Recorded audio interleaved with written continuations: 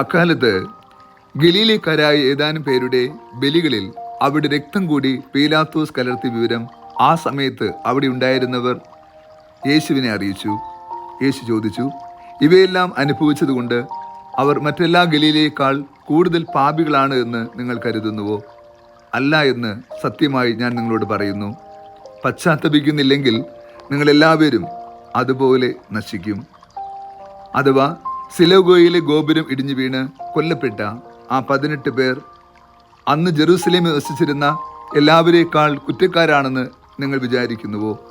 അല്ല എന്ന് ഞാൻ നിങ്ങളോട് പറയുന്നു. പശ്ചാത്തപിക്കുന്നില്ലെങ്കിൽ നിങ്ങളെല്ലാവരും ഇതുപോലെ തന്നെ നശിക്കും. യേശു ഈപവും പറഞ്ഞു, ഒരുവൻ മുന്തിരിത്തോട്ടത്തിൽ ഒരു അത്തിവൃക്ഷം നട്ടുപിടിപ്പിച്ചു. അതിൽ പഴങ്ങളുണ്ടോ എന്ന് നോക്കുവാൻ അവൻ വന്നു, എന്നാൽ ഒന്നും കണ്ടില്ല.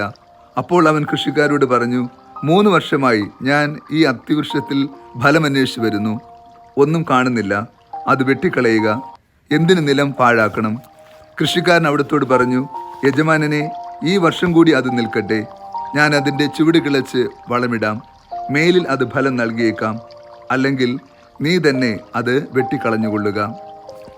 ഈശോയിൽ ഏറ്റവും സ്നേഹമുള്ള പ്രിയ ദൈവമക്കളെ, തപസ് കാലത്തിൻ്റെ 3-ാമത്തെ ഞായറാഴ്ചയായ ഇന്ന് ഏറെ അർത്ഥസമ്പുഷ്ടമായ തിരുവചനങ്ങളിലൂടെ തിരുസഭ മക്കളായ നമ്മെ തൻ്റെ കൃപയിലേക്ക് ആനയിക്കുന്നു.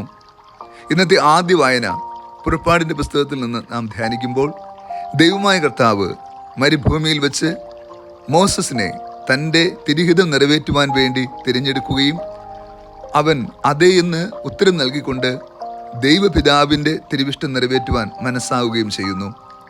മോസസിൻ്റെ ജീവിതം ഓരോ ക്രൈസ്തവൻ്റെയും ജീവിതമാർഗമാകണം. ദൈവത്തിൻ്റെ വിളിയോട് അതേ എന്ന് പറയുവാൻ, ദൈവഹിതം നിറവേറ്റുവാൻ നാം കടപ്പെട്ടവരാണ് എന്ന ബോധ്യം. ഇന്നത്തെ 2-ാമത്തെ വായനയിൽ അപ്പോസ്തലനായ പൗലോസ് കൊരിന്ത്യർക്ക് എഴുതിയ സഭയോട് പറയുമ്പോൾ ദൈവത്തിൻ്റെ അത്ഭുതകരമായ ഇടപെടലും മേഘങ്ങളിലൂടെ കടലിലൂടെ ദൈവം അവർ നയിച്ച അനുഭവങ്ങളും പങ്കുവയ്ക്കുന്നു. ശക്തനായ ഒരു ദൈവം ഇസ്രായേൽ ജനത്തോടൊപ്പം ഉണ്ടായിരുന്നു. ആ ദൈവത്തിൻ്റെ കാരുണ്യത്തിൻ്റെയും സ്നേഹത്തിൻ്റെയും പൂർണ്ണത നാം കാണുന്നത് ക്രിസ്തുവിലാണ്. ക്രിസ്തുവിനെ നാം അനുധാവനം ചെയ്യുമ്പോൾ നാം പുതിയ ഇസ്രായേൽ ജനമായി, വീണ്ടെടുക്കപ്പെട്ട ജനമായി, ദൈവത്തിൻ്റെ സ്വന്തം ജനമായി രൂപാന്തരപ്പെടും. ഇന്നത്തെ സുവിശേഷം നമുക്ക് നൽകുന്ന അനുതാപത്തിൻ്റെയും വീണ്ടെടുപ്പിൻ്റെയും കൃപയാണ്. ലോകത്തിൽ സംഭവിക്കുന്ന നാശങ്ങളും ദുരിതങ്ങളും, നാം കൺമുമ്പിൽ കാണുന്ന അനർത്ഥങ്ങളും അപകടങ്ങളും മാരകമായ ദുരനുഭവങ്ങളും എല്ലാം നമുക്കെല്ലാവർക്കും ഒരു ഓർമ്മപ്പെടുത്തലാകണം. ഈ ലോകത്ത് മറ്റുള്ളവർക്ക് ദുഃഖമോ വേദനയോ സങ്കടമോ രോഗമോ പ്രതിസന്ധികളോ വരുന്നത് അവർ കുറ്റക്കാരോ പാപികളോ ആയതുകൊണ്ടല്ല, മറിച്ച് നമുക്ക് അവരെല്ലാവരും പാഠമാകണമെന്ന വലിയ മാർഗനിർദ്ദേശം ക്രിസ്തു നൽകുന്നു. മറ്റുള്ളവരുടെ ജീവിതത്തിൽ ഉണ്ടാകുന്ന എല്ലാ അനർത്ഥങ്ങളും സത്യത്തിൽ നമ്മുടെയൊക്കെ വീണ്ടെടുപ്പിൻ്റെ ഭാഗമായി നാം കാണണം. അവർ തിന്മ ചെയ്തുകൊണ്ടോ പാപികളായതുകൊണ്ടോ അല്ല, ദൈവത്തിൻ്റെ പദ്ധതി അനുസരിച്ചാണ് അവരുടെ ജീവിതത്തിൽ പ്രതിസന്ധികളോ സങ്കടങ്ങളോ രോഗങ്ങളോ ദുരിതങ്ങളോ ഉണ്ടായത്. എന്നാൽ അവയെല്ലാം നമ്മുടെ ജീവിതത്തിൽ ഉണ്ടാകാതിരിക്കാൻ നാം ശ്രദ്ധിക്കേണ്ട പാഠം കൂടിയാണ് ഇന്നത്തെ സുവിശേഷത്തിലെ ആദ്യ ഭാഗം. നമുക്ക് കുറച്ചുകൂടി ശ്രദ്ധയോടുകൂടി ഈ ഭൂമിയിൽ ജീവിക്കാൻ സാധ്യമാകണമെന്ന് യേശു ഓർപ്പെടുത്തുന്നു. ഇന്നത്തെ സുവിശേഷത്തിലെ 2-ാമത്തെ ഭാഗമാണ് അനുതാപത്തിലേക്ക് നമ്മെ ക്ഷണിക്കുന്ന ഫലം തരാത്ത അത്തിവൃക്ഷത്തിൻ്റെ ഉപമ. 3 വർഷമായി ഫലമന്വേഷിച്ച് യജമാനൻ അത്തിവൃക്ഷ ചുവട്ടിൽ വരുന്നു, ഫലം കാണുന്നില്ല, വെട്ടിക്കളയുവാനാണ് ആവശ്യപ്പെടുക. പ്രിയ ദൈവമക്കളെ, 3 വർഷം എന്ന് വിശുദ്ധ ബൈബിൾ പറയുന്നത് ഫലം സമൃദ്ധമായി നൽകാൻ സാധ്യമായ പൂർണ്ണമായ സമയം നൽകിയെന്നാണ്. എന്നിട്ടും ഫലം നൽകാതെ വരികയാലാണ് അത് വെട്ടിക്കളയുവാൻ ആവശ്യപ്പെടുക. മത്തായി സുവിശേഷത്തിൽ പറയുമ്പോൾ അത് അത്തിപ്പഴങ്ങളുടെ കാലമല്ലായിരുന്നു എന്നുകൂടി പറയുന്നുണ്ട്.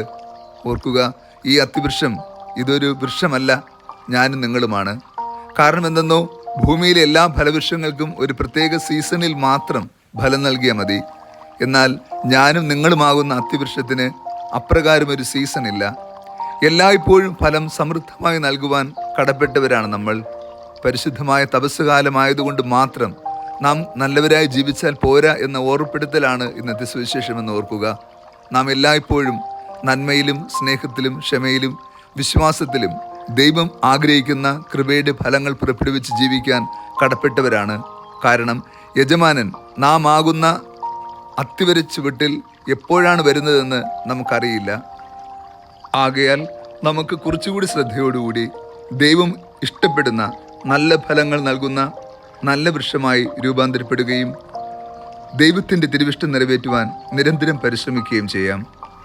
കർത്താവ് നിങ്ങളോട് കൂടെ.